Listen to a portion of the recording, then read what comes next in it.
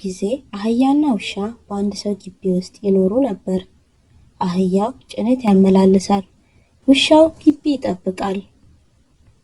ሁለቱም በስራቸው ደስተኛ አልነበሩም። ከዕለታት አንድ ቀን አህያው ለውሻው ይኸው ቀኑን ሙሉ ጭነት ሳመላልስ ውላለሁ፣ ያም ሆኖ በዱላ ስቀጠቀጥ ነው የምውለው አለው። ውሻው እኔም ይኸው ማታ ግቢ ስጠብቅ አድራለሁ፣ ግን የሚሰጠኝ ይኸው አንድ አጥንት ብቻ ነው በማለት ብሶቱን ነገረው። ታዲያ ሁለቱም ተመካክረው ተያይዘው ለመጥፋት ወሰኑ። ተያይዘውም ጠፉ። በጫካ ውስጥ ሲሄዱ አህያው ሳርና ቅጠላ ቅጠል ይበላል፣ ውሃም ከወንዝ ይጠጣል። ውሻው ግን ምንም የሚበላ ነገር አልነበረውም። አህያው በልቶ ጠጥቶ ጠገበና ማናፋት አማረው። ለውሻው እረ አንዴ ላናፋ ነው አለው።